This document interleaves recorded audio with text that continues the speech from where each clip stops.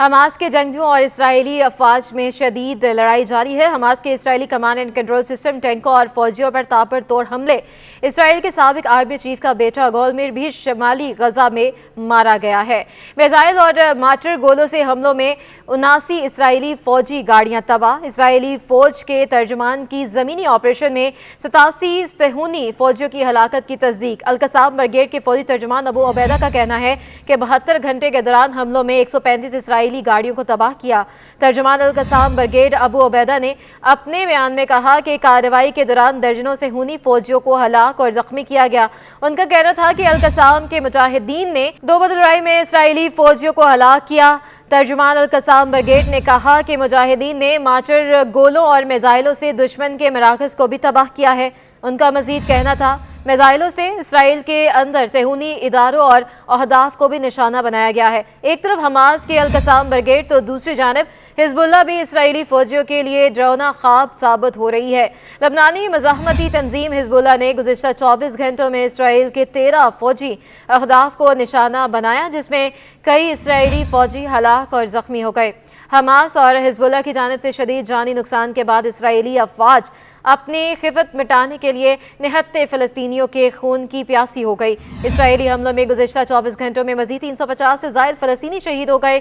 غزہ میں اسرائیل کی انسانیت سوز کارروائیاں اور فلسطینیوں کی نسل کشی کا سلسلہ پچھلے 2 ماہ سے جاری ہے۔ 7 اکتوبر سے اب تک 17,000 سے زائد فلسطینی شہید ہو چکے ہیں۔ شہداء میں نصف سے زائد تعداد صرف بچوں اور عورتوں پر مشتمل ہے۔ اسرائیلی افواج کی جانب سے بیماری کے شکار نہتے فلسطینیوں پر پانی بھی بند کر دیا گیا ہے اور رفیع کراسنگ سے امدادی سامان تک غزہ لے جانے کی بھی اجازت نہیں دی جا رہی۔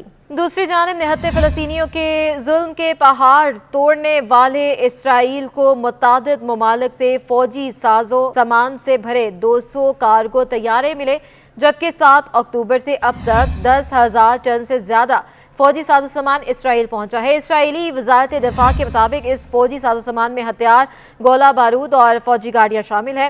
امریکی میڈیا کے مطابق اسرائیلی وزارت دفاع نے دفاعی امداد دینے والے ملکوں کے نام نہیں بتائے۔ ادھر اقوام متحدہ کی جنرل اسمبلی نے پناہ گزینوں کی مدد، امدادی کاموں اور پناہ گزینوں کے اثاثوں کے تحفظ سمیت یہودی آباد کار بستیوں کے خلاف فلسطینیوں کے حق میں 5 قراردادیں منظور کر لیں۔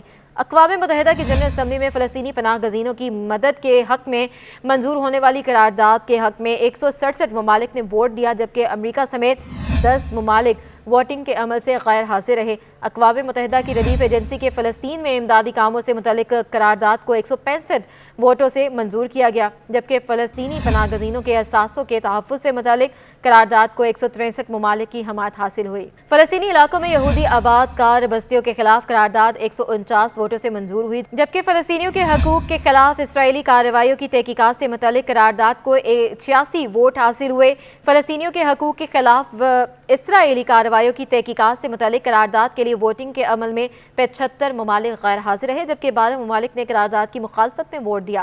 اس سے قبل اقوام متحدہ UN کے چارٹر کے آرٹیکل 99 کا سہارا لیتے ہوئے سیکریٹری جنرل انتونیو گوتریس نے سیکیورٹی کونسل کو خط لکھ کر غزہ میں جنگ بندی کا مطالبہ کیا تھا۔ انتونیو گوتریس کی جانب سے سلامتی کونسل کو لکھے گئے خط میں کہا گیا تھا کہ سلامتی کونسل غزہ میں جنگ بندی پر زور دے۔ غزہ کی صورتحال اس طرف بڑھ رہی ہے جہاں سے کوئی واپسی نہیں ہے۔ موجودہ صورتحال پر قابو نہ پایا گیا تو خطے اور عالمی امن پر اس کے سنگین اثرات مرتب ہو سکتے ہیں۔